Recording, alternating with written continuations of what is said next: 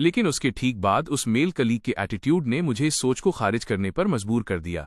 मैंने वो तब देखा जब उस कलीग ने वो बात कही। उसने ऊपर देखा, मुझे देखा और तुरंत उसके चेहरे पर एक स्माइल आ गई। जांग चेन, तुम यहाँ हो। मैं उस फीमेल कलीग के इस बदलते एटीट्यूड से कंफ्यूज था। मैं थोड़ा हैरान था, लेकिन फिर भी मैंने स्माइल दी और उसे ग्रीट किया।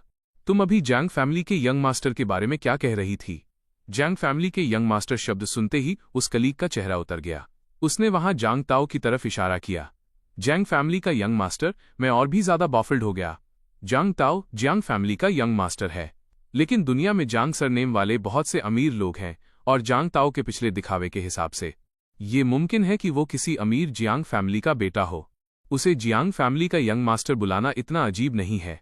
अभी मैं खुद को दिलासा दे ही रहा था कि कलीग के अगले सेंटेंस ने मुझे पूरी तरह सुन्न कर दिया। तुम्हें शायद नहीं पता कि मैं किस जियांग फैमिली की बात कर रही हूं। मैं जिस जांग फैमिली की बात कर रही हूं वो वही प्रेस्टीजियस जांग फैमिली है जिसने कुछ समय पहले ही अपने खोए हुए सबसे छोटे बेटे को ढूंढा है। ये वही जियांग फैमिली है जिसका हमारे सीईओ के साथ एंगेजमेंट हुआ है। मुझे सुन्न और स्पीचलेस देखकर उस कलीग को लगा कि मैं जांग ताओ की आइडेंटिटी जानकर शॉक हो गया हूं। उसने मुंह बनाया। तुमने भी इसकी उम्मीद नहीं की थी, है ना? मैंने सुना है कि जांग फैमिली का वो second young master slum area में पला बढ़ा है। कोई ताज्जुब नहीं कि उसकी परवरिश ऐसी हुई है। भले ही वो कलीग जिसे नापसंद कर रही थी वो मैं नहीं था, फिर भी मुझे ऑकवर्ड फील हुआ। मुझे आखिरकार सच्चाई समझ आ गई। जांग ताओ जांग फैमिली का यंग मास्टर है। ऐसा कैसे हो सकता है कि मुझे पता ही नहीं चला? क्या ऐसा हो सकता है कि जियांग फैमिली का कोई इलेजिटिमेट बच्चा बाहर घूम रहा हो? मैं छोटे जियांग फैमिली के ग्रुप चैट में गया और डैड को टैग किया। डैड, क्या हमारी फैमिली का कोई इलेजिटिमेट बच्चा बाहर घूम रहा है? मदर और मेरे बड़े भाई ने एक के बाद एक क्वेश्चन मार्क्स भेजे। इस बीच जांग फैमिली के फादर और सन एक मीटिंग में थे। उन्हें अभी भी नहीं पता था कि ग्रुप चैट में क्या हुआ है। मीटिंग खत्म होने के बाद फादर और डॉटर ने अपने फोन निकाले और देखा कि जियांग फैमिली के ग्रुप चैट में 100+ मैसेजेस थे। ऊपर स्क्रॉल करने पर मेरे भेजे हुए पहले मैसेज को देखकर मेरे फादर और बड़ी सिस्टर सन्न रह गए। आधे मिनट बाद मेरे फादर छोटे ग्रुप चैट में आए और गुस्से में लगातार कई वॉइस मैसेजेस भेजे। मैं ऑफिस में था और उन्हें ओपन करके सुनने की हिम्मत नहीं हुई। उन्हें टेक्स्ट में कन्वर्ट करने के बाद मैं हैरान रह गया। कौन सा बास्टर्ड मेरे बारे में ऐसी बातें बना रहा है? हनी, तुम्हें मेरा यकीन करना होगा। मेरा कोई इलेजिटिमेट बच्चा नहीं है। ये सब दूसरों का फैलाया हुआ स्लेंडर है।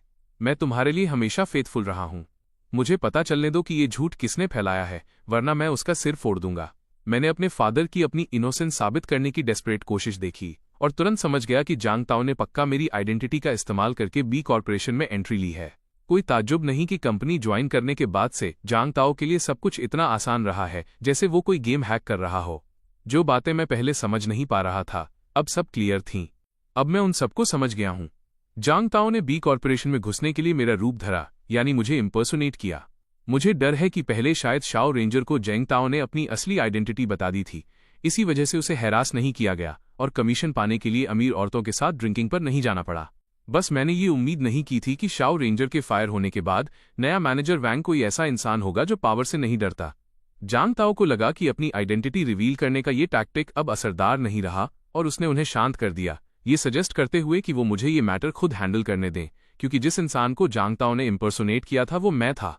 मेरे पेरेंट्स को लगा कि मेरा इसे खुद हैंडल करना ही एप्रोप्रिएट है, इसलिए वे मेरी इन्वेस्टिगेशन में इंटरफेयर ना करने के लिए राजी हो गए, इस डर से कि अगर मेरे बड़े भाई और बहन को पता चला तो वे पहले ही एक्शन ले लेंगे।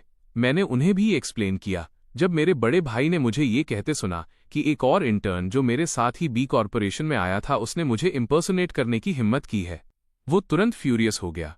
मैं जानता था कि जांग ताओ ठीक आदमी नहीं है। मैंने उम्मीद नहीं की थी कि ये लड़का उस शाओ से भी ज्यादा शेमलेस होगा। हमारी जियांग फैमिली के किसी मेंबर को इम्पर्सोनेट करने की हिम्मत। इस लड़के को लगता है कि उसकी लाइफ बहुत ज्यादा कंफर्टेबल है। सही कहा ना जांग चेन? मैं तुम्हें सपोर्ट करता हूं। इन्वेस्टिगेट करो, पूरी तरह इन्वेस्टिगेट करो। मैं वाकई देखना चाहता हूं कि ये लड़का कितना शेमलेस हो सकता है। अपनी फैमिली का सपोर्ट पाकर मुझे काफी ईज महसूस हुई, लेकिन इससे पहले कि मैं कुछ कर पाता, ये न्यूज़ कि जैंग फैमिली का यंग मास्टर और बॉस का फ्यूचर हस्बैंड कंपनी में काम कर रहा है जंगल की आग की तरह फैल गई। जब शाओली को ये पता चला तो उसने ज्यादा ध्यान नहीं दिया। उसे लगा कि सब लोग जिस बॉस के हस्बैंड की बात कर रहे हैं वो मैं हूं। वे तुरंत शहद की मक्खियों की तरह खींचे चले आए। वे बिजनेस डिपार्टमेंट की तरफ उमड़ पड़े। पिछले कुछ दिनों से बिजनेस डिपार्टमेंट का एंट्रेंस बहुत ही लाइवली रहा है। पूरी कंपनी में ऊपर से नीचे तक हर कोई बॉस के फ्यूचर हस्बैंड का असली चेहरा देखना चाहता था। कुछ बोल्ड लोगों ने तो पहले ही खुलेआम और छुप छुप कर जांग ताओ को फ्लैटर करना शुरू कर दिया था। कहा जाता है कि इस वजह से जांग ताओ को काफी गिफ्ट्स मिले। वो रोज ऑफिस एकदम स्प्रिंग ब्रीज की तरह चमकता हुआ आता था। मैंने सीधे चेहरे के साथ उसके स्मग एक्सप्रेशन को देखा।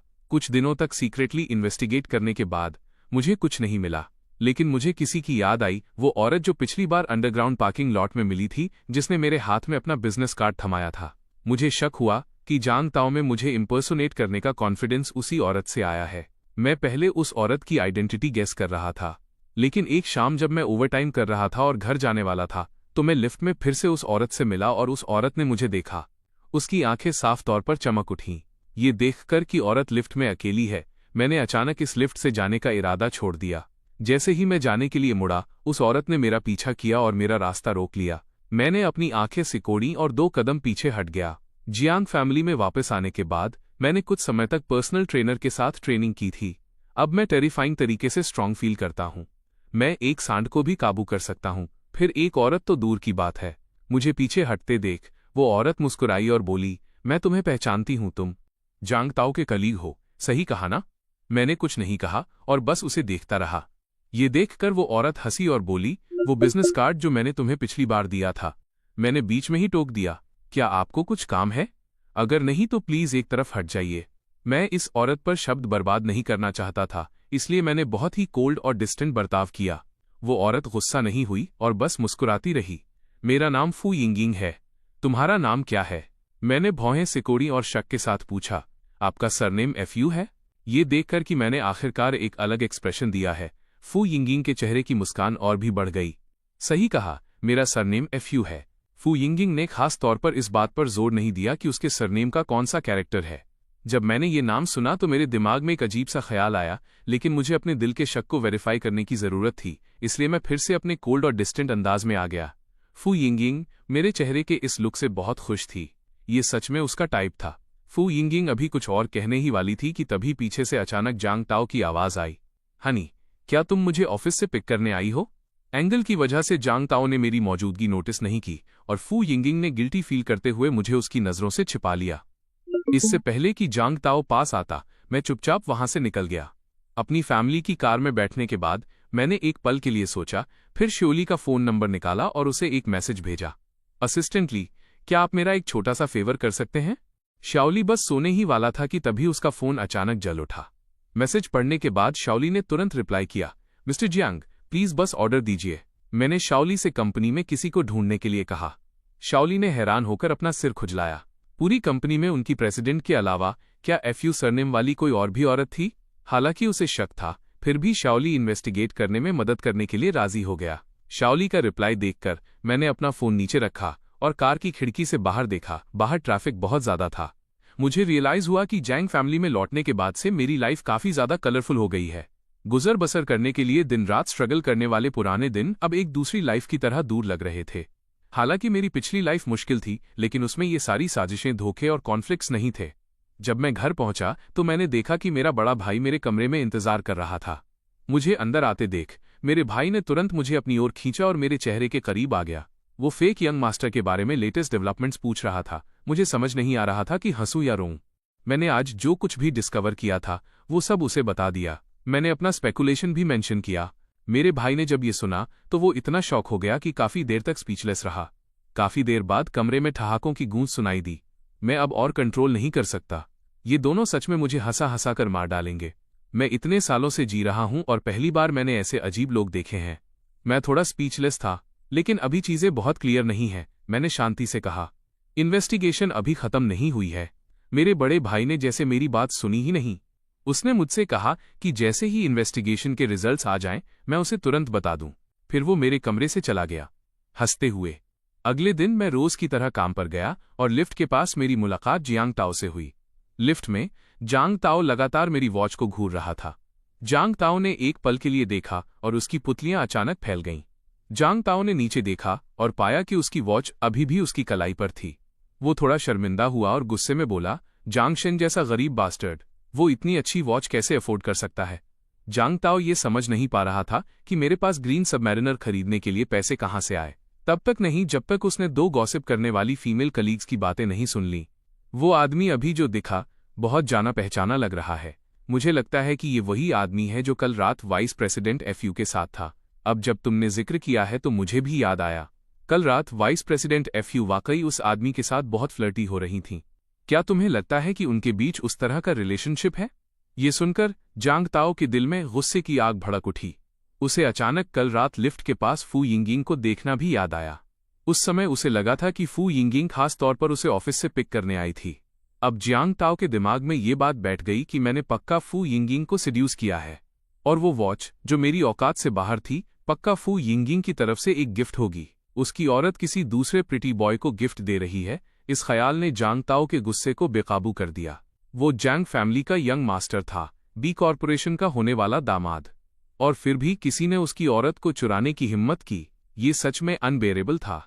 जांग ताओ मुझसे सवाल करने के लिए ऑफिस में घुसना चाहता था, लेकिन ऑफिस में घुसने से ठीक पहले वो अचानक शांत हो गया। उसकी नज़र ऑफिस के कांच के दरवाजे से होते हुए ठंडी नफरत के साथ मेरे डेस्क पर मुझ पर पड़ी। इस समय मैं कड़ी मेहनत कर रहा था, अभी भी इस बात से अनजान कि जियांग ताओ मुझसे नफरत कर रहा है और मुझे बी कॉरपोरेशन से बाहर निकलवाने की प्लानिंग कर रहा है। लंच के दौरान मुझे शाओली द्वारा भेजी गई एक फाइल मिली। मैं शाओली की एफिशिएंसी से थोड़ा हैरान था। मैंने फाइल खोली। इसे पढ़ने के बाद मैं बस इतना ही कह सकता था कि लाइफ सरप्राइजेज से भरी है। एक फेक इंसान दूसरे फेक से मिलता है। ये सीन वाकई स्पेक्टाकुलर है। मैंने अपने बड़े भाई से वादा किया था कि रिजल्ट्स मिलने के बाद मैं उन्हें तुरंत बताऊंगा, इसलिए मैंने अपने भाई के साथ चैट विंडो खोली और उन्हें वो रिजल्ट्स भेज दिए जो मुझे अभी पता चले थे। मैंने खाना जारी रखने के लिए अभी अपना फ़ोन नीचे रखा ही था कि अगले ही सेकंड मेरा फ़ोन पागलों की तरह बजने लगा। मैंने देखा कि ये सब मेरे बड़े भाई के मैसेजेस थे। उन्हें लगा कि टेक्स्ट करना बहुत स्लो है और उन्होंने सीधे एक के बाद एक दर्जन वॉइस मैसेजेस भेज दिए। मैं कैफेटेरिया में था और उन्हें सुन नहीं सकता था, इसलिए मैंने उन सभी को टेक्स्ट में कन्वर्ट कर दिया। हर शब्द से मेरे भाई की खुशी और अगले डेवलपमेंट को देखने की उनकी उत्सुकता को देखना मुश्किल नहीं था। जियांग शेन, तुम इस फेक का पर्दाफाश करने की प्लानिंग कब कर रहे हो? क्या तुम मुझे अपने साथ ले जा सकते हो? ऐसे मौके पर तुम्हारे बड़े भाई के तौर पर मुझे तुम्हारा हौसला बढ़ाने के लिए वहां होना चाहिए। मुझे इसमें कोई शक नहीं था कि अगर मैंने अपने भाई के मैसेजेस का जवाब नहीं दिया तो मेरे भाई की पर्सनालिटी को देखते हुए अगले ही सेकंड उनका कॉल आ जाएगा। इसलिए मैंने जल्दी से मैसेज का जवाब दिया और वादा किया कि जब मैं जांग ताओ को एक्सपोज करूंगा तो उन्हें पक्का अपने साथ ले जाऊंगा। जांग फैमिली के बाकी 3 मेंबर्स को भी पता चल गया और उन्होंने भी एक एक करके मुझसे उन्हें साथ ले जाने के लिए कहा। मुझे उम्मीद नहीं थी कि जांग फैमिली का गॉसिप के लिए प्यार एक ट्रेडिशन है। जीन्स वाकई एक कमाल की चीज है। मैंने अभी तक ये नहीं सोचा था कि मैं जांग ताओ की फेक आइडेंटिटी को कब एक्सपोज करूंगा, लेकिन मुझे उम्मीद नहीं थी कि वो बेवकूफ खुद पहले मौत को दावत देगा। हाल ही में डिपार्टमेंट ने एक बड़ा प्रोजेक्ट लिया था। बिजनेस डिपार्टमेंट में हर कोई बेहद बिजी था। हम बस यही चाहते थे कि हमारे पास हाथों की एक एक्स्ट्रा जोड़ी होती। मैनेजर वैंग ने इस प्रोजेक्ट को बहुत गंभीरता से लिया और कहा कि एक बार ये प्रोजेक्ट सक्सेसफुली साइन हो जाए तो वो कंपनी से डिपार्टमेंट के हर एम्प्लॉय के लिए एक जेनरस बोनस के इनाम की मांग करेंगे। इसने हर एम्प्लॉय को मोटिवेट किया। उनका मोराल 1,20,000% बढ़ गया। वे हर दिन और भी कड़ी मेहनत करने लगे। इस प्रोजेक्ट के लिए बिड की जरूरत थी। प्रोजेक्ट को सक्सेसफुली जीतने के लिए हर कोई बिजी होकर ओवरटाइम कर रहा था। लेकिन बिडिंग वाले दिन एक बहुत बड़ी गलती हो गई। बैंक कॉरपोरेशन की बिड प्राइस लीक हो गई। हमने इस बड़े प्रोजेक्ट को जीतने का मौका खो दिया। मैनेजर वैंग बिडिंग साइट से डार्क एक्सप्रेशन के साथ कंपनी वापस आए और सीधे फू लुयन के ऑफिस गए। कुछ ही देर बाद मैनेजर वैंग उसी डार्क एक्सप्रेशन के साथ वापस आए और उनके पीछे कई लोग थे। किसी ने उन्हें टेक्निकल डिपार्टमेंट के स्टाफ के रूप में पहचान लिया। मैनेजर वैंग की नज़र हर किसी के चेहरे पर घूमी और ठंडे टोन में उन्होंने एक बम फोड़ा।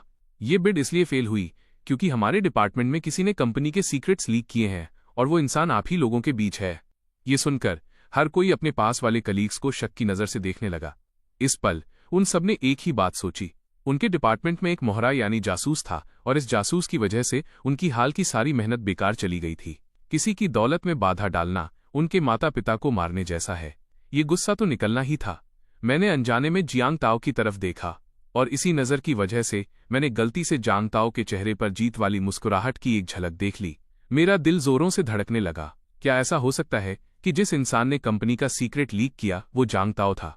नहीं, ये सही नहीं है। जांग ताओ इतना बेवकूफ नहीं होगा कि ऐसा कुछ करे, तो वो किसे फंसाने की कोशिश कर रहा है। ये बात अब बहुत क्लियर थी। मैंने इसकी उम्मीद नहीं की थी। मुझे फंसाने के लिए जांग ताओ ऐसा कुछ करेगा।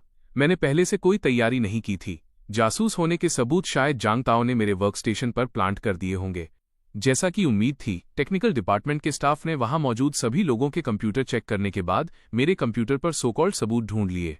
जब उन्होंने सुना कि मैं वो जासूस हूं जिसने कंपनी के सीक्रेट्स लीक किए हैं, तो डिपार्टमेंट में हर किसी का मुझे देखने का तरीका बदल गया। कुछ लोग जिनके साथ मेरे पहले अच्छे रिलेशन थे, अब मुझे अलग नज़र से देख रहे थे। गुस्से वाले मेल कलीग्स मुझे ऐसे देख रहे थे जैसे वे भागकर आना चाहते हों और मुझे कुछ घूंसे मारना चाहते हों। जब मैनेजर वैंग को पता चला कि वो जासूस मैं हूं, तो उन्होंने भौहें सिकोड़ी। उनके दिल में अनजाने में ये एहसास हुआ कि मैं उस तरह का इंसान नहीं हूं। अचानक भीड़ से जांग ताओ का सरकास्टिक लहजा सुनाई दिया। जेंग शेन, कंपनी ने तुम्हारा क्या बिगाड़ा था जो तुमने ऐसा कुछ किया? जांग ताओ के लीड लेने के साथ गुस्से वाले लोग भी शुरू हो गए। एक एक करके सब मेरी गलती की आलोचना करने लगे, बस ये सोचकर कि उनके बेनिफिट्स मेरी वजह से खत्म हो रहे हैं। कुछ लोगों की बातें और भी कड़वी होने लगी। मैंने ये सब देखा और फिर भी एक शब्द नहीं बोला। मुझे लगता है कि चूंकि जांग ताओ ने ऐसा जाल बिछाया था, तो उसने पक्का सर्विलांस कैमरा का कोई सबूत नहीं छोड़ा होगा। इसके अलावा मैंने सोचा भी नहीं था कि वो मुझे इस तरह फंसाएगा, इसलिए मैं पूरी तरह अनप्रिपेयर्ड था। अब मैं इस मामले में अपनी इनोसेंस साबित करने के लिए कोई सबूत पेश नहीं कर सकता था। जांग ताओ इस तरीके का इस्तेमाल करके मुझे बी कॉर्पोरेशन से बाहर निकलवाना चाहता था। मैंने सबकी शिकायतों को इग्नोर किया और कोल्ड होकर कहा, मेरे कंप्यूटर पर मिले सबूतों के अलावा क्या तुम्हारे पास कोई और प्रूफ है कि ये मुझसे रिलेटेड है? लोगों को उम्मीद नहीं थी कि सामने सबूत होने के बावजूद मैं इतना शांत रह सकता हूं। डिपार्टमेंट बिना दिमाग वाले लोगों से नहीं भरा था। शांत होने के बाद कुछ लोगों को भी लगा कि ये मामला इतना सिंपल नहीं है। भले ही टेक डिपार्टमेंट के कलीग्स ने पाया कि इन्फॉर्मेशन मेरे कंप्यूटर से लीक हुई थी, पर यह साबित नहीं होता था कि ये मैंने ही किया है। इस पॉइंट पर जिस किसी को बात समझ आई वो बोल पड़ा, जांग शेन आमतौर पर बहुत अच्छा इंसान है। वो ऐसा नहीं लगता कि ऐसा कुछ करेगा। इस मामले की अभी भी क्लियर इन्वेस्टिगेशन होनी चाहिए।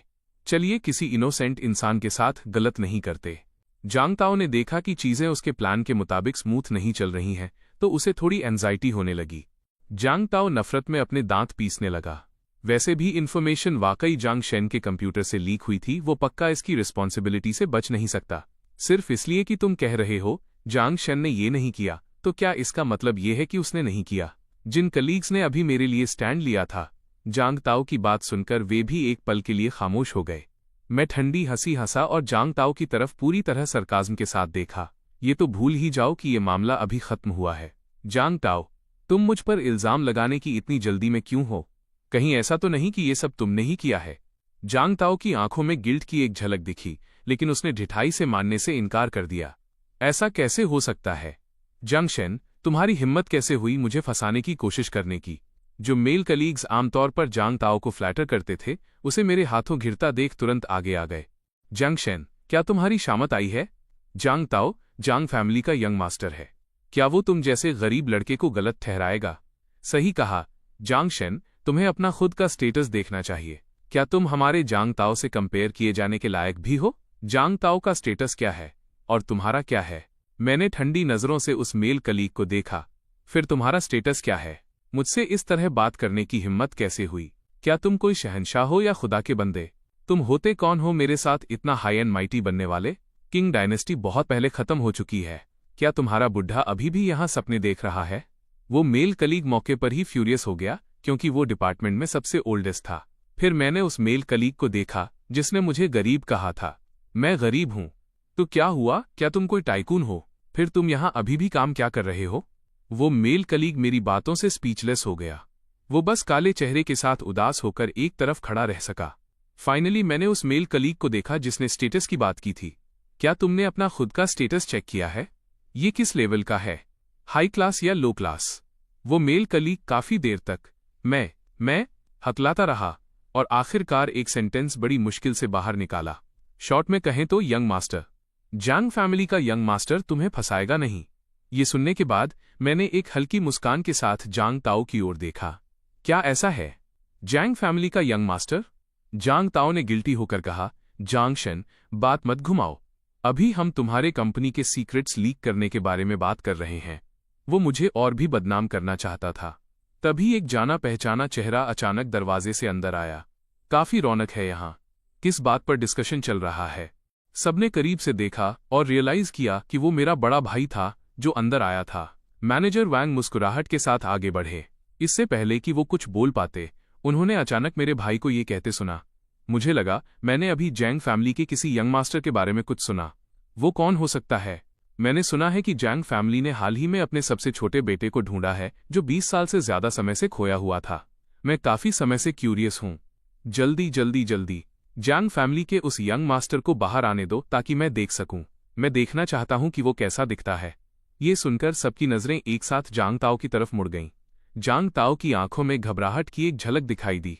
फिर उसने अपनी बॉडी पर सूट को ठीक किया, अपनी छाती फुलाई, सिर ऊंचा किया और मेरे भाई की ओर बढ़ा। सीईओ, मुझे अपना इंट्रोडक्शन देने दीजिए। मेरा नाम जांग ताओ है। मैं वही जियांग फैमिली का यंग मास्टर हूं जिसका आपने जिक्र किया। यह सुनकर मेरे भाई के चेहरे पर एक हल्की मुस्कान आ गई। तुम जियांग फैमिली के यंग मास्टर हो? हाँ, वो मैं ही हूं। मेरे भाई ने लापरवाही से पास से एक फाइल उठाई और सीधे उसे फेंक कर मारा, जो सीधा जियांग ताओ के चेहरे पर लगी। जांग ताओ ने यकीन न करते हुए अपना चेहरा पकड़ लिया। उसने शौक के साथ जांग यी यांग की ओर देखा। आपने मुझे मारा? आपकी मुझे मारने की हिम्मत कैसे हुई? क्या आप नहीं जानते? जियांग फैमिली यहाँ है। मेरे भाई ने लापरवाही भरे लहजे में जियांग ताओ की ओर देखा। क्या तुम जानते हो मेरा पूरा नाम क्या है? न केवल जियांग ताओ बल्कि वहां मौजूद हर कोई पजल लग रहा था। वे एक दूसरे को देखने लगे।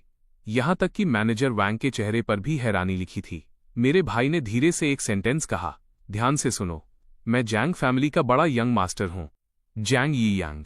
उस एक सेंटेंस ने वहां मौजूद हर किसी को सन्न कर दिया। जहां तक जांग ताओ की बात है, जांग फैमिली और एल्डेस्ट यंग मास्टर इन शब्दों को सुनने के बाद उसका चेहरा तुरंत पीला पड़ गया। जांग ताओ ने कभी उम्मीद नहीं की होगी कि जिस आदमी ने अभी उसके चेहरे पर थप्पड़ मारा था, वो असल में जांग फैमिली का बड़ा यंग मास्टर था, यानी उस असली यंग मास्टर का सगा भाई। अगर पहले की बातें ना हुई होती तो जांग ताओ अभी भी खुद को सही साबित कर सकता था। लेकिन अब जांग ताओ ने जांग फैमिली का यंग मास्टर होने का दावा किया था, फिर भी उसने अपने सामने खड़े अपने सगे भाई को नहीं पहचाना। क्या ये पूरी तरह से बेतुका नहीं है? साफ तौर पर जांग ताओ अकेला नहीं था जिसने ये सोचा। अपने आसपास के लोगों की शक भरी नजरें देखकर जांग ताओ को बहुत गिल्टी फील हुआ, लेकिन वो जानता था कि उसका जैंग फैमिली के यंग मास्टर के तौर पर इम्पर्सोनेशन यानी रूप धरना किसी भी हाल में एक्सपोज नहीं होना चाहिए। इसलिए जांग ताओ ने अपने दांत पीसे और मेरे भाई और मेरी तरफ इशारा किया। तुम मेरे भाई नहीं हो, तुम जांग शेन के बहुत करीब हो। उसने पक्का तुम्हें यहाँ जैंग फैमिली का मेंबर बनकर इम्पर्सोनेट करने के लिए ढूंढा होगा। तुम कहते हो कि तुम जांग फैमिली के बड़े यंग मास्टर हो, तो क्या उससे तुम बड़े यंग मास्टर बन जाओगे? जांग फैमिली के?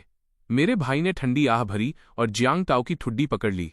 उसका लहजा बर्फीला था। टिस टिस टिस। मुझे लगा था कि तुम्हारे पास उस सॉन्गजाओ से ज्यादा दिमाग होगा।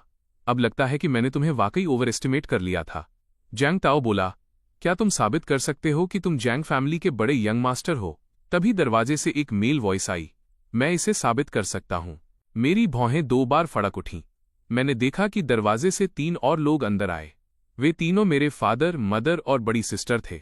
फादर और बड़ी सिस्टर दोनों ही फाइनेंशियल मैगजीन्स में अक्सर दिखते रहते थे। ऑफिस में ऐसा कोई नहीं था जो उन्हें न पहचानता हो। जब जांग ताओ ने जांग फैमिली के उन 3 मेंबर्स को आते देखा तो वो 2 कदम लड़खड़ाया और जमीन पर गिर पड़ा। मॉम ने डैड के हाथों में हाथ डाला और बड़ी एलिगेंस के साथ चलकर आईं। मेरा भाई तुरंत उनके करीब चला गया। अपने लहू में बसा लिया जिसने। डैड, मॉम, सिस, आप लोग भी यहां आ गए। डैड की ठंडी नजर पास में पड़े पीले चेहरे वाले जांग ताओ पर पड़ी। उनका लहजा बिल्कुल भी अनफ्रेंडली था। तुमने अभी क्या कहा कि तुम कौन हो? जांग ताओ सफाई में एक शब्द भी नहीं बोल सका। मेरी बड़ी सिस्टर ने जियांग ताओ को ऊपर से नीचे तक एक बार देखा। तो तुम वो हो जिसने मेरे छोटे भाई को इम्पर्सोनेट किया है? हा, क्या तुम इसके काबिल भी हो? उनका एक एक सेंटेंस थप्पड़ की तरह था जो जियांग ताओ के चेहरे पर जोर से लगा। अगले ही पल एक और ड्रामेटिक सीन हुआ। मेरे फादर, जो अभी तक पत्थर जैसा चेहरा बनाए हुए थे, अचानक उनके एक्सप्रेशन बदल गए। उनका लहजा भी बेहद कोमल हो गया। जियांग शेन, डैड के पास आओ। मैंने चुपचाप एक आह भरी और मजबूरी में अपने फादर की तरफ चल दिया। डैड, मॉम, भाई, सिस्टर। ऑफिस में हैरानी भरी फुसफुसाहट गूंजने लगी। जो कलीग्स पहले मुझ पर ठंडी नफरत के साथ भौहें सिकोड़ रहे थे, उन्होंने डर के मारे एक एक करके अपने सिर झुका लिए। जांग ताओ की आंखें शॉक में फटी रह गईं। ये उसकी आंखों का सबसे बड़ा रूप था जो मैंने देखा था। उसने यकीन न करते हुए कहा, जांग शेन, तुम जियांग फैमिली के यंग मास्टर हो? मैंने अपना सिर घुमाया और उसकी ओर बेरुखी से देखा और सरकास्टिकली कहा, मैं वही हूं जिसे तुमने इम्पर्सोनेट किया और ऑफिस के कलीग्स को मुझे आइसोलेट करने के लिए उकसाया। वो अनलकी लड़का जांग फैमिली के यंग मास्टर जांग ताओ का चेहरा और भी ज्यादा पीला पड़ गया। वो बेहद एंग्जाइटी में था। अचानक अपनी आंखों के कोने से जांग ताओ ने उस औरत को देखा जो दरवाजे से अंदर आई थी। उसके चेहरे पर खुशी की लहर दौड़ गई और वो उस इंसान की तरफ भागा, भागते हुए शिकायत करने लगा, हनी, तुम आखिरकार यहां आ गई। तुम्हें मेरा स्टैंड लेना होगा। वे मुझे बहुत ज्यादा बुली कर रहे हैं डार्लिंग। तुम आखिरकार आ गई। तुम्हें मेरा स्टैंड लेना होगा। वे मुझे बहुत बुली कर रहे हैं। जांग ताओ ने फू लुयान के चेहरे पर गिल्टी एक्सप्रेशन नोटिस नहीं किए। जिस गोल्डन थाई यानी अमीर सहारे को उसने पकड़ा था, उसे तुरंत कंफर्ट न करते देख उसका पारा चढ़ने ही वाला था। फिर उसने आखिरकार उन औरतों को देखा जो फू लुयान के साथ चल रही थीं। सबसे आगे जो औरत थी वो बेहद खूबसूरत थी। उससे एक नोबिलिटी यानी रईसी की महक आ रही थी और वो फू लुयान थी। जिस पल जियांग ताओ ने फू लुयन को देखा, वो इतना दंग रह गया कि अपनी नजरें नहीं हटा सका। जांग ताओ के उस गंदे एक्सप्रेशन को देखकर फू लुयान का चेहरा थोड़ा सख्त हो गया, लेकिन प्रेसिडेंट के सामने उसकी कुछ करने की हिम्मत नहीं हुई। वो बस सीक्रेटली जांग ताओ का हाथ खींच सकी। तभी जाकर वो जियांग ताओ के ख्यालों को वापस खींच पाई। जांग ताओ फू लुयान की आवाज में दांत पीसने वाली कड़वाहट थी। वो लुक बिल्कुल वैसा ही था जैसे कोई आदमी अपनी पार्टनर के सामने ही उसे चीट कर रहा हो। हकीकत में सिचुएशन भी बिल्कुल ऐसी ही थी। जांग ताओ बा वान का आदमी था, लेकिन जांग ताओ अब फू लुयन में बहुत इंटरेस्टेड लग रहा था। कोई भी इंसान जो अंधा न हो वो ये साफ देख सकता था। जांग ताओ होश में आया। उसने अनिच्छा से अपनी नजरें हटाईं। फू लुयान बहुत खूबसूरत थी, लेकिन बी ग्रुप के सीईओ की पोजीशन के मुकाबले शोहरत और दौलत ज्यादा इंपॉर्टेंट थी। फिर भी जांग ताओ खुद को रोक नहीं पाया और बीच बीच में चोरी छिपे फू लुयान को देखता रहा। डार्लिंग, तुम्हें मेरा स्टैंड लेना होगा। ये लोग मुझे बुली कर रहे हैं। जांग ताओ ने फिर से बेचारा बनने का नाटक शुरू कर दिया। अगर ये पहले की बात होती तो बा वान ने उसे कब का कंफर्ट कर दिया होता, लेकिन आज काफी देर इंतजार करने के बाद भी जांग ताओ को बा वान से कोई दिलासा नहीं मिला। उसने चोरी से बा वान की तरफ देखा तो पाया कि उसका चेहरा शर्मिंदगी से भरा हुआ था। उसके माथे से ठंडे पसीने की बूंदें टपक रही थीं।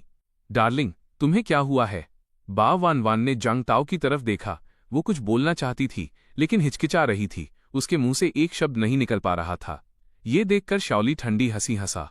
अगर मैनेजर बीए नहीं बोल सकती तो मैं बोलूंगा। लेकिन इससे पहले कि शाओली कुछ एक्सप्लेन करने के लिए मुंह खोलता, उसे जांग ताओ की आवाज ने टोक दिया। उसने शाओली को नफरत भरी नजरों से घूरा और उसका लहजा तिरस्कारपूर्ण था।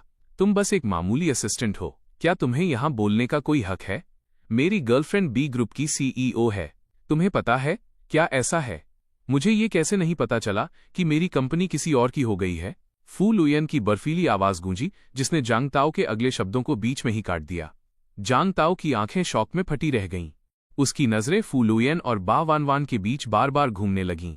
फिर उसने अचानक बा वान का हाथ झटक दिया। बा वान, क्या तुम बी ग्रुप की सीईओ नहीं हो?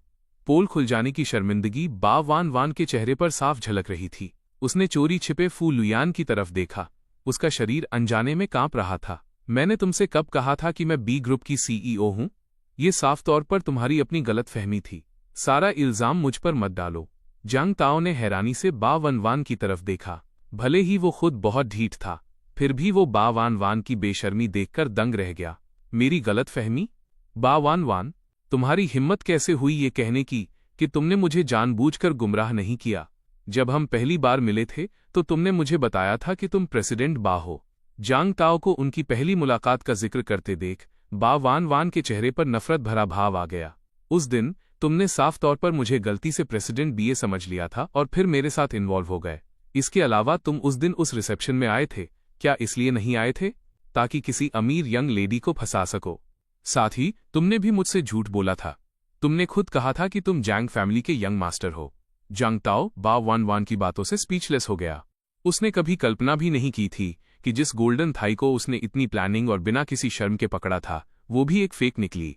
कोई ताज्जुब नहीं कि बे वान उसे कंपनी में ज्यादा दिखावा नहीं करने देती थी और नहीं चाहती थी कि दूसरों को पता चले कि वो प्रेसिडेंट बीए को डेट कर रहा है। पता चला कि बा वान भी एक फेक थी। वो सारी बातें जो पहले समझ नहीं आ रही थीं या अजीब लग रही थीं, वो अब आखिरकार समझ गया था। शुरू से अंत तक कोई जैंग फैमिली का यंग मास्टर नहीं था, कोई बी ग्रुप की सीईओ नहीं थी। ये सब बस दो धोखेबाजों के बीच का आपसी धोखा था। बा वान, तुम्हारी हिम्मत कैसे हुई मुझसे झूठ बोलने की? मैं तुम्हें जान से मार दूंगा। इससे पहले कि कोई कुछ समझ पाता, उन दोनों के बीच लड़ाई शुरू हो गई। वो सीन वाकई देखने लायक था।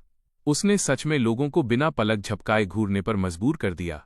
हालांकि बा वान वान एक औरत थी, लेकिन जब बात लड़ाई की आई तो वो जियांग ताओ जैसे मर्द से कम नहीं थी। उन दोनों के बीच जमकर मुकाबला हुआ। जल्द ही दोनों घायल हो गए। आखिरकार डैड से ये सब और नहीं देखा गया और उन्होंने लोगों से उन्हें अलग करने को कहा।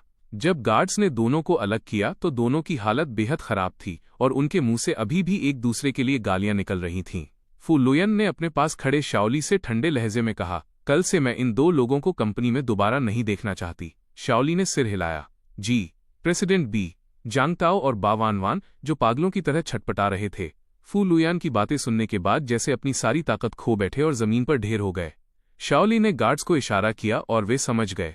वे जांग ताओ और बा वान वान को घसीटते हुए ले गए। मैं अचानक आगे बढ़ा। रुकिए, जांग ताओ द्वारा मुझे सीक्रेट्स लीक करने के मामले में फंसाने की बात अभी सुलझी नहीं है। ये सुनकर जांग ताओ का शरीर कांप उठा।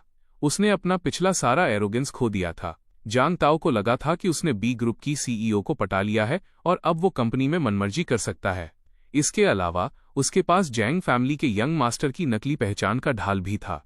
उसने मान लिया था कि मेरा कोई फैमिली बैकग्राउंड नहीं है और मुझे ये कड़वा घूंट पीना ही पड़ेगा। मुझे बदनामी के साथ कंपनी से बाहर निकाल दिया जाएगा। शायद मुझे एक बड़ा कॉम्पेंसेशन और जेल जाने की नौबत भी झेलनी पड़ती। अब मैं बिना बैकग्राउंड वाला वो बेचारा इंसान नहीं था और उसकी फेक आइडेंटिटी भी एक्सपोज हो चुकी थी। उसका इकलौता सहारा भी एक फ्रॉड निकला। जांग ताओ को लगा कि वो अब खत्म हो गया है, पूरी तरह खत्म। लेकिन उसने ढिठाई से मानने से इनकार कर दिया और कहा कि बिना सबूत के मैं उसका कुछ नहीं बिगाड़ सकता। उसने जिद की कि उसने मुझे नहीं फंसाया और ये उसका काम नहीं था। ये सच था कि मेरे पास कोई सबूत नहीं था और मैं वाकई जांग ताओ का कुछ नहीं कर सकता था। बस किसी ने इसकी उम्मीद नहीं की थी कि उस पल फू लुयान कोई कदम उठाएगी। सबने देखा कि खूबसूरत और कोल्ड फू लुयन धीरे धीरे मेरी तरफ बढ़ी, मेरा हाथ थामा और कहा, जब तक मेरा एचएन खुश है, करोड़ों का प्रोजेक्ट कोई बड़ी बात नहीं है। अगर हम इसे खो देते हैं तो खोने दो।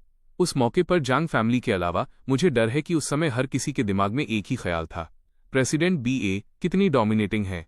बस इस इंसिडेंट के बाद फू लुयन के अपने हस्बैंड को इतना प्यार करने की कहानी पूरे ग्रुप में एक पल में फैल जाएगी। जांग ताओ ने मेरी तरफ देखा, जिसे फू लुयान और जांग फैमिली दोनों का इतना सपोर्ट और प्यार मिल रहा था। उसकी आंखें जलन से लाल हो गईं। लेकिन लोग एक जैसे हो सकते हैं, पर उनकी किस्मत अलग होती है। भले ही हम दोनों का सरनेम जियांग है, लेकिन तकदीर ने फैसला कर लिया था कि हम लाइफ में अलग अलग रास्तों पर चलेंगे। इस बार मुझे फंसाने के चक्कर में जेंग ताओ ने लगभग वो सारे सबूत मिटा दिए थे जो वो छोड़ सकता था और बा वन वान जेंग ताओ की पार्टनर थी। एक बार जांग ताओ पकड़ा जाता तो वो भी मुसीबत में पड़ जाती। इसलिए सबूतों की कमी के कारण उन दोनों को पुलिस स्टेशन ले जाना नामुमकिन था। लेकिन इसी वजह से जियांग ताओ और बा वन वान अब बी ग्रुप में नहीं रह सकते थे। मैंने सुना है कि जिस दिन बा वन वान ने बी ग्रुप छोड़ा, जांग ताओ उसके घर उससे मिलने पहुंचा। उन दोनों के बीच बे वान वान के रेंटेड रूम में जबरदस्त बहस हुई। बाद में बात हाथापाई तक पहुंच गई। उसके बाद बा वान वान की बहुत पिटाई हुई। मैंने सुना है कि मामला काफी सीरियस था, यहां तक कि उसे हॉस्पिटल में एडमिट होना पड़ा। चेकअप में पता चला कि बे वान वान प्रेग्नेंट थी। बच्चा जांग ताओ का था। बच्चे को एक प्रोटेक्टिव चार्म की तरह इस्तेमाल करते हुए जांग ताओ लॉजिकली बा वान वान के घर में शिफ्ट हो गया। बाद में मैंने सुना कि जांग ताओ और बा वान वान ने शादी नहीं की। जब बे वान वान ने बच्चे को जन्म दिया तो जांग ताओ उसके सारे पैसे लेकर भाग गया, क्योंकि बे वान वान को बी ग्रुप से निकाल दिया गया था। बाद में वैसी ही सिमिलर जॉब मिलना उसके लिए नामुमकिन था। अपनी हाई पेइंग इनकम खोने के बाद उसे अपनी मां और अपने न्यूबॉर्न बच्चे का खर्च भी उठाना था। ये बहुत ही मुश्किल काम था।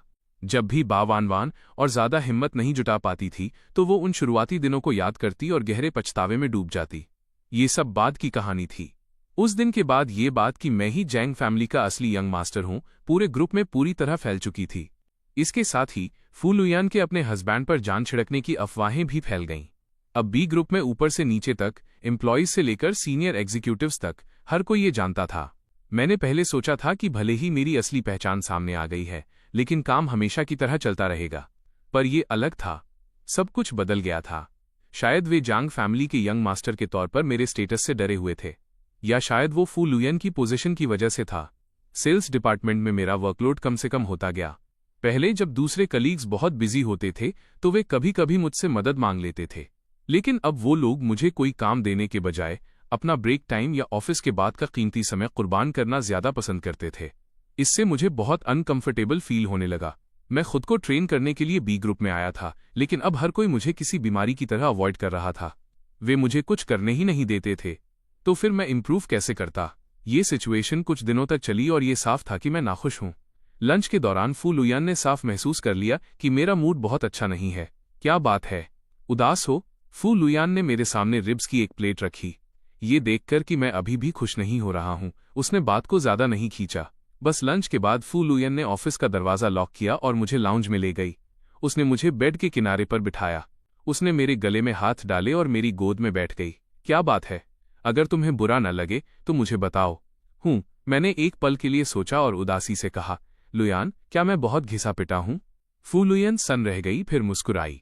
तुम ऐसा क्यों पूछ रहे हो? मैंने अपने होंठ से कोड़े। देखो, मैं पहले से ही एक अमीर यंग मास्टर हूं जिसे खाने कपड़े की कोई फिक्र नहीं है, लेकिन फिर भी मैं इंडिपेंडेंट होने की जिद करता हूं। नतीजा ये कि मैंने कुछ भी हासिल नहीं किया और मुझे अपनी प्रॉब्लम सॉल्व करने के लिए भी सबकी मदद लेनी पड़ती है। अब जबकि मेरी पहचान उजागर हो गई है, मेरे कलीग्स मुझे नाराज करने से डरते हैं। वे मुझे कुछ करने ही नहीं देते। जैसे ही मैंने ये कहा, मेरी आवाज थोड़ी लड़खड़ा गई। शायद तुम सही कह रही थी। शायद तुम्हें मुझे अपने पास ही ट्रांसफर कर लेना चाहिए। कम से कम मैं तुम्हें चाय पानी तो सर्व कर ही सकता हूं। फू लुयान धीरे से मुस्कुराई। उसने एक हाथ से धीरे से मेरी ठुड्डी ऊपर उठाई। फू लुयान की आवाज बहुत कोमल थी। क्या तुम्हें सेल्स डिपार्टमेंट का काम वाकई इतना पसंद है कि तुमने मेरे पास आने के बजाय वहां रुकने को चुना? मैं कुछ एक्सप्लेन करना चाहता था, लेकिन शब्द बाहर नहीं आए। काफी हिचकिचाने के बाद मैंने अपना सिर हिलाया। मैं एक ऐसा इंसान बनना चाहता हूं जो तुम्हारे कंधे से कंधा मिलाकर खड़ा हो सके। क्या तुम समझ रही हो मेरा मतलब?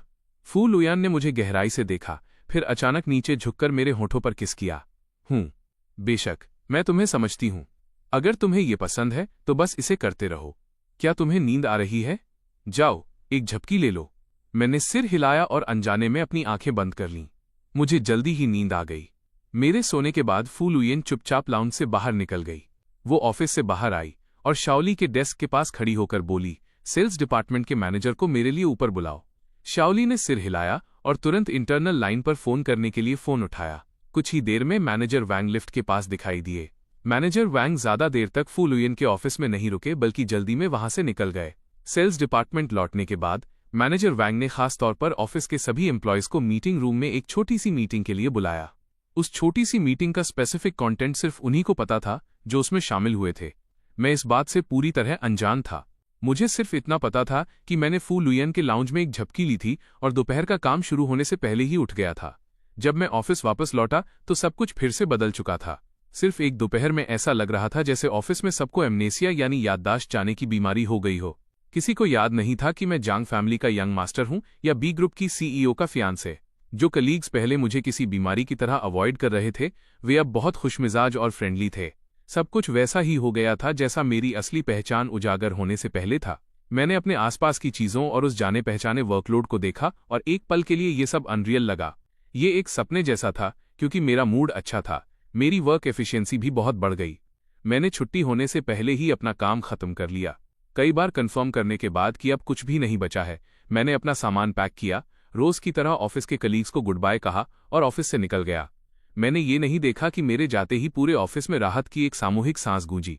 उफ, सीईओ के फियांसे आखिरकार काम से निकल गए। हमारी अभी की परफॉर्मेंस बुरी नहीं थी, है ना? सीईओ के फियांसे को सैटिस्फाइड होना चाहिए। असल में अगर आप इसके बारे में सोचें तो पहचान उजागर होने से पहले भी सीईओ के फियांसे बहुत अप्रोचेबल थे। क्या हमने कुछ ज्यादा ही कर दिया था? तुम्हारा क्या मतलब है? पहचान उजागर होने से पहले ही क्या, वो अब भी बहुत अप्रोचेबल हैं। सही सही सही, तुम बिल्कुल सही कह रहे हो। असल में हमें मिस्टर जैंग को उस तरह अवॉइड करने की कोई जरूरत नहीं है। सीईओ के फियांसे। जैसे ही ये शब्द कहे गए, ऑफिस में मौजूद हर किसी ने सिर हिलाया। मैं ऑफिस से निकल चुका था, इसलिए मुझे इन सब बातों का पता नहीं था। मैं फू लुयान की प्राइवेट लिफ्ट से नीचे अंडरग्राउंड पार्किंग लॉट में गया। फू लुयान के साथ मेरा रिलेशनशिप एक्सपोज होने के बाद इकलौता फायदा ये हुआ कि अब मुझे आखिरकार फू लुयान के साथ चोरी छिपे घर जाने की जरूरत नहीं थी। डिनर के समय डैड को अचानक कुछ इंपॉर्टेंट याद आया। ओह, सही कहा, 1 महीने में ओल्ड मास्टर का 80वां बर्थडे है। ओल्ड मास्टर बा का इरादा एक सिंपल पार्टी रखने का है। वैसे इस पॉइंट पर डैड की नजर मुझ पर टिक गई। अगर आप ध्यान से देखें तो उनकी आंखों में थोड़ी हिचकिचाहट देखी जा सकती थी। मैं सवालों से भरा हुआ था। तभी मैंने डैड को आगे कहते सुना, वैसे हम पब्लिकली एचेन और लुयान की एंगेजमेंट की न्यूज़ भी अनाउंस करेंगे। जैसे ही उन्होंने अपनी बात खत्म की, मैं मौके पर ही सन्न रह गया। एंगेजमेंट? डैड ने सिर हिलाया। हाँ, जब से तुम जियांग फैमिली में लौटे हो, लुयान के साथ तुम्हारी एंगेजमेंट भी होनी ही चाहिए। ओल्ड मास्टर मेरे लिए फिक्रमंद है, इसलिए वो चीज़ों को थोड़ा जल्दी सेटल करना चाहते हैं। ओल्ड मास्टर बा और ओल्ड मास्टर जांग अपनी जवानी में जान से प्यारे दोस्त थे। साथ ही मेरे डैड और फू लुयन के डैड का रिलेशनशिप, यह तो बस समय की बात थी कि दोनों परिवार समधी बन जाते। मैं खामोश रहा। ओल्ड मास्टर बा का 80वां बर्थडे करीब आ रहा है। बी फैमिली के होने वाले पोते दामाद के तौर पर मुझे लगा कि मुझे एक गिफ्ट तैयार करना चाहिए। मेरा मानना है कि अगर आप कोई गिफ्ट देने जा रहे हैं तो आपको वो देना चाहिए जो उन्हें पसंद आए। इसलिए उस रात मैं खास तौर पर फू लुयान के कमरे में छुप कर गया। मैंने सोचा कि चूंकि फू लुयान ओल्ड मास्टर बीए की सगी पोती है तो वो अपने दादाजी की पसंद को बहुत अच्छी तरह जानती होगी। मैंने फू लुयन से कुछ जानकारी लेने और फिर ये सोचने का प्लान बनाया कि ये गिफ्ट कैसे तैयार किया जाए।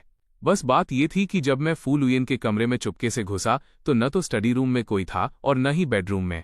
वहां सिर्फ बाथरूम से गिरते पानी की आवाज आ रही थी। मेरे कान लाल हो गए।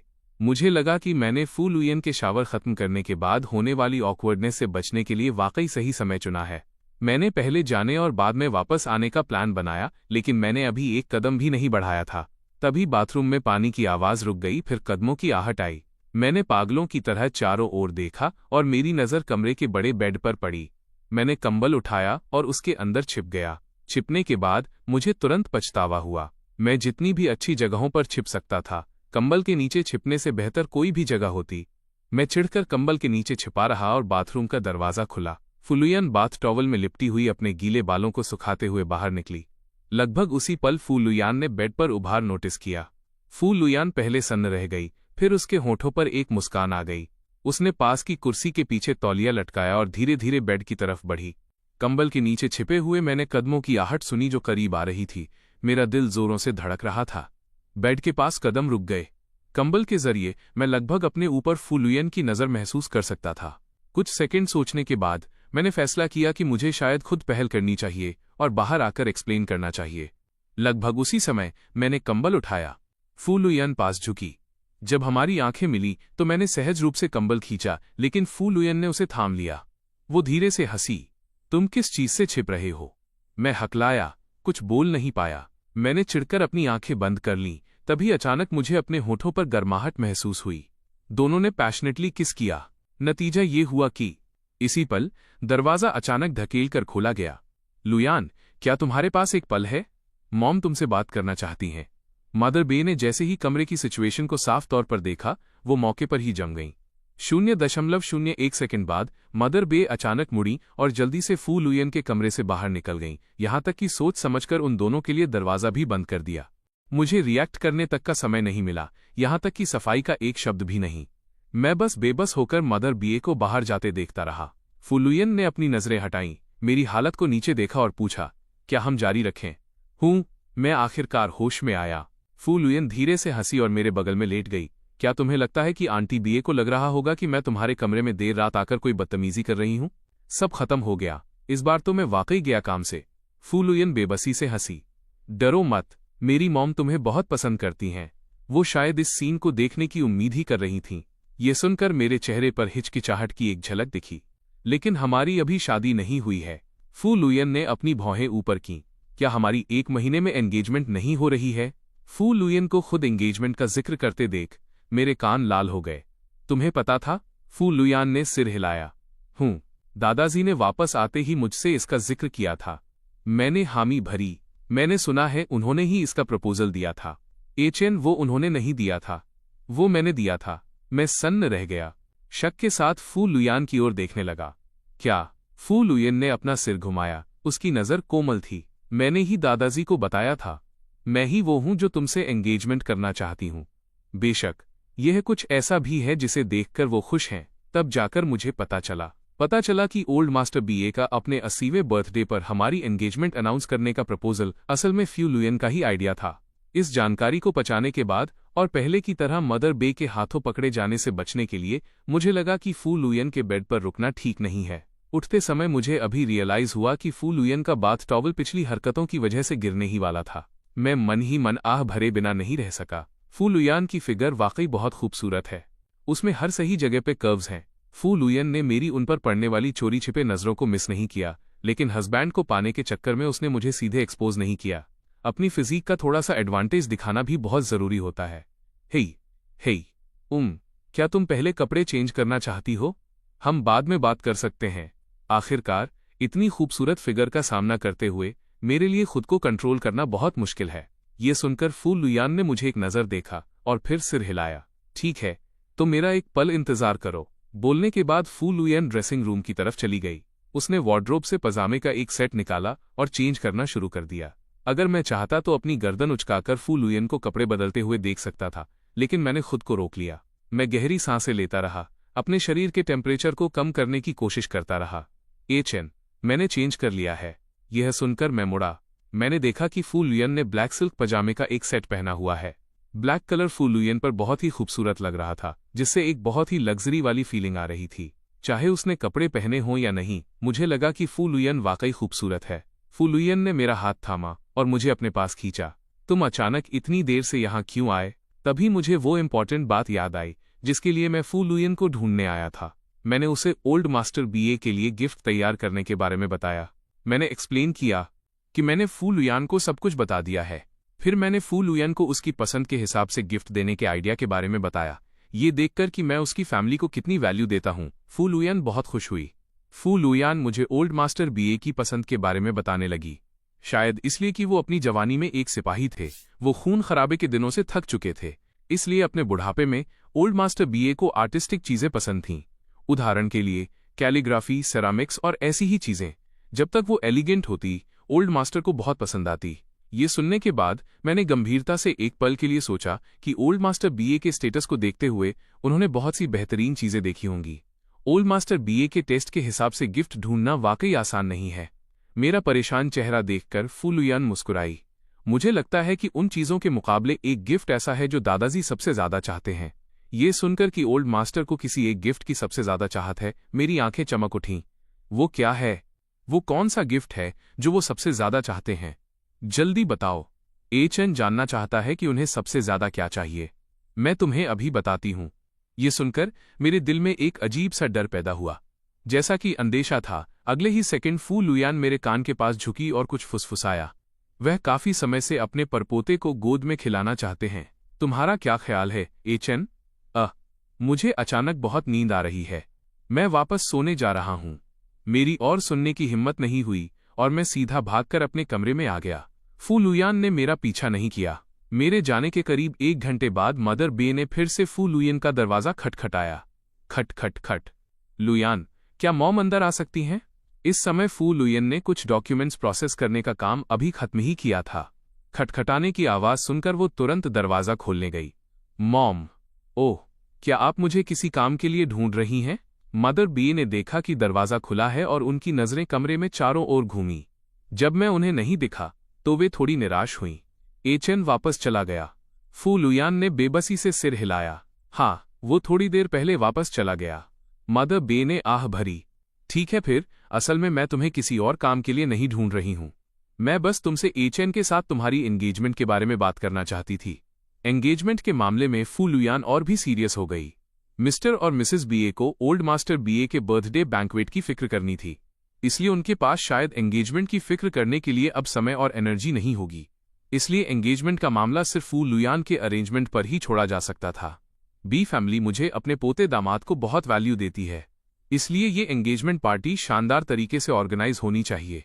आखिरकार उस दिन ओल्ड मास्टर के बर्थडे बैंक्वेट में शामिल होने वाले लोग हाई सोसाइटी की बड़ी हस्तियां हैं। बे और जियांग फैमिली का पावरफुल अलायंस और मेरे प्रति फू लुयान का एटीट्यूड, उसका फियांसे होना ही बीए फैमिली के एटीट्यूड को रिप्रेजेंट करता है। भले ही दोनों परिवार दिखावे की ऐसी चीजों की ज्यादा परवाह न करते हों, लेकिन इस बार उन्हें एक एक्सेप्शन बनाना पड़ा और एक ग्रैंड इवेंट रखना पड़ा। एंगेजमेंट का प्रपोजल खुद फू लुयान ने दिया था। वो बेताब थी कि हर किसी को पता चल जाए कि मैं उसका हूं, इसलिए ये एंगेजमेंट पार्टी ग्रैंड होनी ही थी। फू लुयान बेहद बिजी थी और निश्चित रूप से उसके पास खुद एंगेजमेंट अरेंज करने का समय नहीं था, लेकिन उसने पहले ही बेस्ट टीम से कांटेक्ट कर लिया था। जब तक आप इसे अफोर्ड कर सकते हैं तब तक ऐसी कौन सी ग्रैंड एंगेजमेंट पार्टी है जो आप नहीं कर सकते। यही एक सुपर पावर की ताकत है। अपने कमरे में लौटने के बाद मैंने काफी देर तक सोचा, लेकिन फिर भी कोई सुराग नहीं मिला। इसलिए मैंने तय किया कि कुछ समय निकालकर गलियों में टहलने जाया जाए। शायद मुझे कोई सूटेबल और सैटिस्फैक्टरी गिफ्ट मिल जाए। तो अगले ऑफ डे पर मैंने पक्के इरादे के साथ जियांग यांग को बाहर घसीट लिया। चूंकि ये ओल्ड मास्टर बा के लिए गिफ्ट चुनने का मामला था, तो जांग यांग ने एक और सवाल पूछा। फिर मैंने उसे वही सब बताया जो फू लुयान ने मुझे बताया था। बेशक मैंने उस सबसे ज्यादा चाहत वाले गिफ्ट को बाहर रखा और सिर्फ एलिगेंट गिफ्ट की बात की। ये इतना मुश्किल नहीं है, लेकिन कुछ ऐसा चुनना जो ओल्ड मास्टर को पसंद आए वाकई आसान नहीं है। जो भी हो, चलो पहले शॉपिंग मॉल चलते हैं और देखते हैं। ज्यादा से ज्यादा हम किसी एंटिक शॉप पर जा सकते हैं। मुझे उम्मीद नहीं थी कि जांग यांग का भी वही ख्याल होगा जो मेरा था। पहले स्टॉप के लिए दोनों भाई शॉपिंग मॉल गए। बस मैंने ये उम्मीद नहीं की थी कि यहाँ किसी परिचित से मुलाकात होगी। उन दोनों के शॉपिंग मॉल में घुसने के कुछ ही देर बाद उन्होंने सामने दो लोगों को देखा, एक मर्द और एक औरत। वो औरत 40 या 50 साल की लग रही थी, मोटी और बदसूरत। सिर्फ उस चेहरे को देखना ही मितली जैसा था, एक रईस बनने वाली औरत का चेहरा। लेकिन उसके बगल वाला आदमी जवान और हैंडसम था। डिजाइनर सूट पहने हुए उस मोटी औरत को गले लगाए हुए था। मैंने उस आदमी को काफी देर तक घूर कर देखा, तब जाकर मुझे एहसास हुआ कि वो कौन था। शाओ। पिछली बार के बाद से मैंने इस इंसान को दोबारा नहीं देखा था। मुझे उम्मीद नहीं थी कि कुछ समय तक न देखने के बाद शाओ इतना बदल गया होगा। शाओ ने भी थोड़ी दूर खड़े दोनों भाइयों को नोटिस कर लिया। उसके चेहरे की मुस्कान एक पल के लिए जम गई। उसके चेहरे पर गिल्ट और ह्यूमिलिएशन की एक झलक दिखाई दी। ऐसी जगह पर मेरे हाथों पकड़े जाना और ऐसी दयनीय हालत में शाओ चाहता था कि उसे कोई छेद मिल जाए जिसमें वो घुस सके। शाओ की बॉडी को अकड़ते हुए महसूस कर उस औरत ने नाखुशी में भौहें सिकोड़ी और एक हाथ से उसकी कमर चिकोटी काटी। हनी, तुम किस बारे में सोच रहे हो? कुछ भी नहीं। मैं थोड़ी देर के लिए वॉशरूम जाना चाहता हूँ। क्या तुम उस स्टोर पर मेरा इंतजार कर सकती हो? मैंने शाओ का वो नखरे वाला लहजा सुना और मुझे बहुत ही अनकंफर्टेबल फील हुआ। मेरे बगल में खड़े जांग यांग ने अपनी आंखें घुमाईं और उसके चेहरे पर तिरस्कार का भाव था। इसके उलट वो औरत वाकई इस तरह की चीज पसंद करती दिख रही थी। वो अपने पंजों पर खड़ी हुई और उसने शाओ के गाल पर एक किस किया। फिर वो अपनी भारी भरकम फिगर के साथ मटकती हुई एक स्टोर में घुस गई। जैसे ही वो औरत गई, शाओ के एक्सप्रेशन तुरंत बदल गए। वो हम दोनों की तरफ बढ़ा। जांग यांग ने भौहें सिकोड़ी और अनजाने में मुझे ढाल की तरह कवर कर लिया। शाओ दोनों भाइयों से थोड़ी दूर जाकर रुक गया। उसकी आंखें पूरी तरह मुझ पर टिकी थीं, जबकि मैं जांग यांग के पीछे प्रोटेक्टेड था। जांग चैन, बहुत समय बाद मिले। मैं जांग यांग के पीछे से बाहर निकला और सीधे उसकी तरफ देखा। बहुत समय बाद मिले। मुझे उम्मीद नहीं थी कि तुम इतना बदल जाओगे। जब मैंने ये कहा तो मेरा इरादा सरकास्टिक होने का नहीं था, लेकिन शाओ ने उसे उस तरह नहीं सुना। अपनी अभी की अपीयरेंस और इस हालत में मेरे उसे सीधे देखने की बात याद कर शाओ नफरत में अपने दांत पीसने लगा। मुझे अब इस हालत में देखकर तुम बहुत खुश हो रहे होगे, है ना? मेरा चेहरा सवालों से भर गया। मुझे उसकी इस दुश्मनी की वजह समझ नहीं आई। मैं सोचने लगा कि शाओ की ये बेबुनियाद नफरत कब खत्म होगी। मेरा वो मतलब नहीं था। तुम किस तरह की लाइफ जीना चाहते हो, इसका मुझसे कोई लेना देना नहीं है। यह कहने के बाद मैंने जांग यांग को खींचा और वहां से जाने लगा, लेकिन शाओ हमारे सामने आकर रास्ता रोकता रहा। जैंग चेन, तुम जैंग फैमिली के यंग मास्टर हो, है ना? मैंने शांति से शाओ की तरफ देखा। मेरा लहजा बेरुखी से भरा था। तो क्या तुम क्या कहना चाहते हो? शाओ ने अपने होंठ कसकर भींच लिए। ये बात कि मैं जांग फैमिली का यंग मास्टर हूं, उसे जांग ताओ से पता चली थी जब जांग ताओ को बी ग्रुप से निकाल दिया गया था। मुझे नहीं पता कि उसका मकसद क्या था, लेकिन उसने जानबूझकर ये जानकारी शाओ को टेक्स्ट की थी। साथ ही जांग ताओ के गुस्से से भरी सरकास्टिक टिप्पणियां भी थीं। शाओ ने माना कि जैसे ही उसे पता चला कि मैं जियांग फैमिली का यंग मास्टर हूं, उसके दिल में मेरे लिए नफरत और भी बढ़ गई। लेकिन उससे भी ज्यादा उसके मन में कड़वाहट थी कि जब मैं पहले से ही जैंग फैमिली का यंग मास्टर था, तो शुरुआत में मैंने उसके सामने थोड़ा झुक क्यों नहीं दिया? अगर मैंने अपनी पहचान पहले बता दी होती तो वो मुझे टारगेट करने के हर तरीके नहीं आजमाता। अगर उसे मेरी पहचान पहले पता होती तो उस समय के उनके रिलेशनशिप के हिसाब से शाओ आराम से बी ग्रुप में रह सकता था। उसे नौकरी से नहीं निकाला जाता। उसे अपनी माँ की उम्र की औरत के साथ इन्वॉल्व होने के लिए अपने सिद्धांतों के खिलाफ भी नहीं जाना पड़ता। मैंने जांग ही यांग को खींचा और शाओ को इग्नोर करते हुए आगे बढ़ गया। शाओ फिर से हमारा रास्ता रोकना चाहता था। तभी जांग ही यांग बोल पड़ा, जेंग फैमिली के पास ऐसे बहुत से तरीके हैं जिनसे वो ये पक्का कर सकती है कि तुम यहाँ सर्वाइव न कर सको। अगर तुम इसे टेस्ट नहीं करना चाहते तो मेरे रास्ते से हट जाओ। उस एक सेंटेंस ने शाओ के कदम लड़खड़ा दिए। इस दुनिया में जियांग और बिए दोनों ही ऐसी फैमिलीज हैं जिनसे दुश्मनी करना तुम अफोर्ड नहीं कर सकते। और मैं इस वक्त इन दोनों फैमिलीज का सबसे लाडला था। ये सच था कि शाओ ने किसी अमीर के साथ हाथ मिलाया था, लेकिन जैंग फैमिली के मुकाबले वो बुढ़िया जिसके साथ वो था ज्यादा से ज्यादा बस अमीर थी। इसके अलावा अगर उसे मेरी पहचान पता चल जाए तो उस औरत का उसके लिए जैंग फैमिली से पंगा लेना बिल्कुल नामुमकिन था। क्या पता मेरी और जियांग यियांग की पहचान जानने के बाद वो उससे सारे रिश्ते तोड़ने के लिए खुद भाग खड़ी हो। तब तक वो इंसान और पैसा दोनों खो चुका होगा। शाओ ने अब और लापरवाही करने की हिम्मत नहीं की। जेंग यियांग मुझे लेकर उसके पास से शान से निकला। गुजरते वक्त जंग यियांग उसे चुभने वाली बात कहना नहीं भूला। टिस टिस टिस, लगता है तुम अपनी इस नई पहचान में बहुत अच्छी तरह ढल गए हो, इसे जारी रखो। ये कहने के बाद जांग यियांग ने इस बात की परवाह नहीं की कि शाओ का चेहरा कितना बदसूरत हो गया है और सीधे मुझे लेकर वहां से चला गया। जब हम काफी दूर निकल आए तो मैंने जियांग यियांग की तरफ देखा। भाई, मुझे उम्मीद नहीं थी कि तुम्हारा सरकाज़्म दिखाने का टैलेंट इतना जबरदस्त है। जांग यियांग ने अपने बालों को झटका। क्या मैं अभी सुपर कूल लग रहा था? कूल। मैंने जांग यियांग की तारीफ करने में कोई कसर नहीं छोड़ी और उसे डबल थम्स अप भी दिया। इसके बाद दोनों कई स्टोर्स में गए और कुछ अच्छी चीजें देखीं, लेकिन मैं अभी भी सैटिस्फाइड नहीं था, इसलिए मैंने कुछ नहीं खरीदा। जैसा कि पहले प्लान किया था कि अगर मॉल में कुछ नहीं मिला तो दोनों भाई एंटीक मार्केट जाएंगे और अपनी किस्मत आजमाएंगे। लेकिन ऐसी एंटीक चीजों के साथ दिक्कत यह है कि अगर आप एक्सपर्ट हैं तो ठीक है, वरना आपको आसानी से ठगा जा सकता है। चूंकि मेरे आसपास कोई भी इन चीजों के बारे में नहीं जानता था, इसलिए मैंने आसानी से कोई कदम उठाने की हिम्मत नहीं की।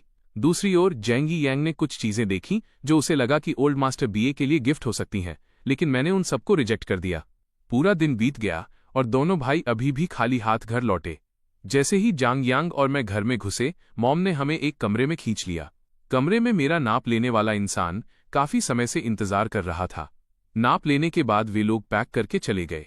तब जाकर मॉम के पास हम दोनों भाइयों के दिन भर के रिजल्ट के बारे में पूछने का समय था। ये जानकर कि मैं कोई सैटिस्फैक्टरी गिफ्ट नहीं चुन पाया, मॉम ने मुझे कुछ शब्दों के साथ सांत्वना दी। जंग चैन, मैं जानती हूं कि तुम ग्रैंडपा को सबसे अच्छा गिफ्ट देना चाहते हो, लेकिन तुम्हें खुद पर बहुत ज्यादा दबाव डालने की जरूरत नहीं है। जब तक ये तुम्हारी तरफ से दिया गया गिफ्ट है, ग्रैंडपा को पक्का पसंद आएगा।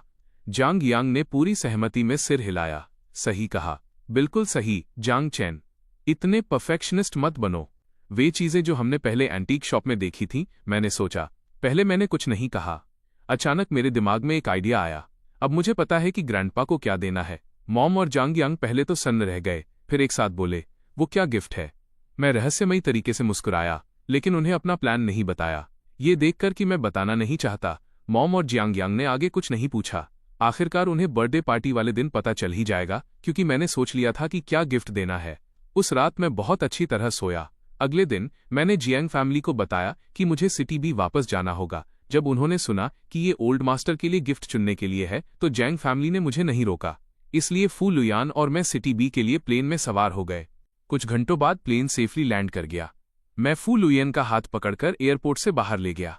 एयरपोर्ट के गेट पर एक कार पहले से ही खड़ी थी। मैंने उस जानी पहचानी कार को देखा और फिर फू लुयान की तरफ। क्या ये हमारी कार है? फू लुयान को मेरे शब्दों का चुनाव बहुत पसंद आया।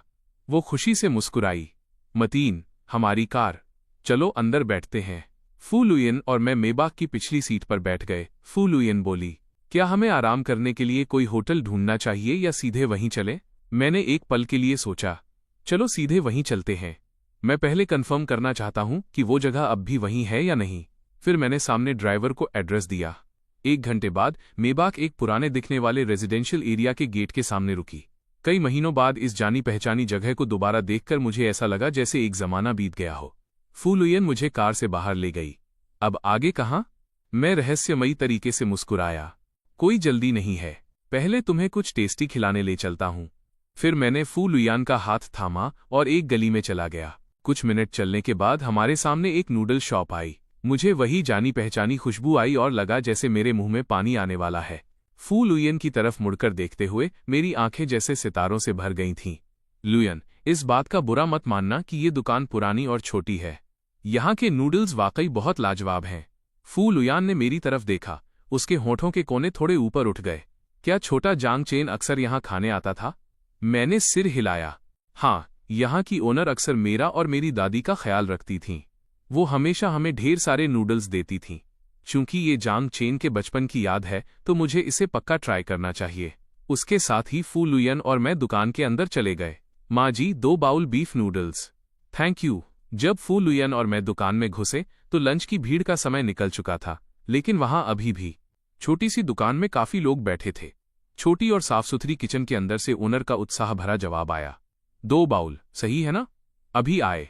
मैं फू लुयन को उस सीट की तरफ ले गया जहां मैं और मेरी दादी हमेशा बैठा करते थे। ये दुकान बड़े लेवल की नहीं थी, लेकिन किस्मत से इसे बहुत साफ रखा गया था। पर दीवारों पर वक्त के कुछ निशान अभी भी बाकी थे। असल में जब मैं फू लुयान को बैठने के लिए खींच रहा था तो मुझे थोड़ी एंग्जाइटी महसूस हो रही थी। मुझे लगा कि फू लुयान के स्टेटस के हिसाब से उसने शायद पहले कभी ऐसी जगहों की तरफ देखा भी नहीं होगा।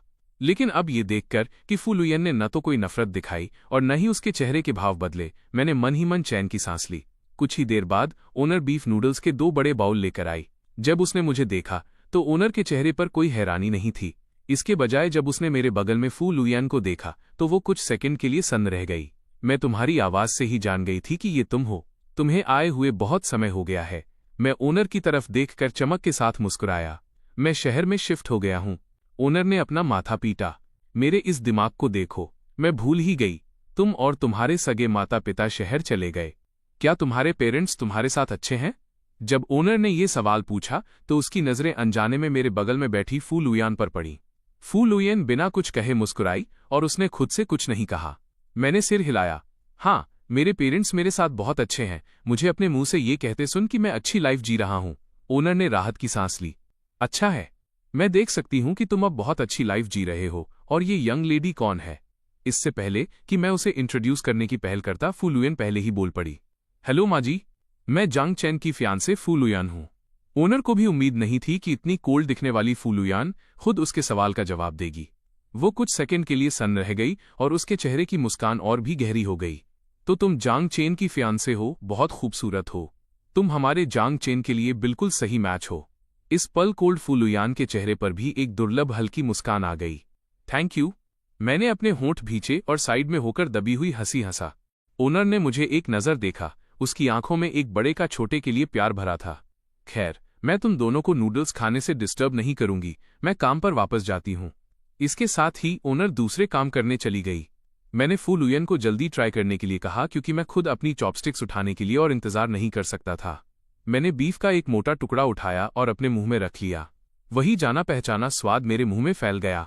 ओनर की सीक्रेट रेसिपी वाला बीफ खाकर मुझे फिर से वो खोया हुआ सेटिस्फैक्शन मिला और फू लुयन ने मेरा एंजॉयमेंट वाला चेहरा देखकर खुद भी अपनी चॉपस्टिक्स उठाई और एक बाइट टेस्ट की। मुझे मानना पड़ेगा, ओनर का बीफ वाकई लाजवाब था। नूडल्स भी बहुत च्यूई थे। न तो फू लुयान ने और न ही मैंने बात करने की जहमत उठाई और अनजाने में हमने नूडल्स का पूरा बड़ा बाउल खत्म कर दिया। इस समय ओनर सफाई करने आई। स्वाद कैसा था? क्या ये तुम्हारी पसंद का है? सेंटेंस का आखिरी हिस्सा फू लुयन की तरफ था। मैं ओनर की तरफ देखकर मुस्कुराया। लुयान ने कहा कि नूडल्स बहुत टेस्टी थे। ये तो अच्छी बात है, बहुत अच्छी बात है। जंग चेन, क्या इस बार तुम्हारे वापस आने का कोई खास काम है?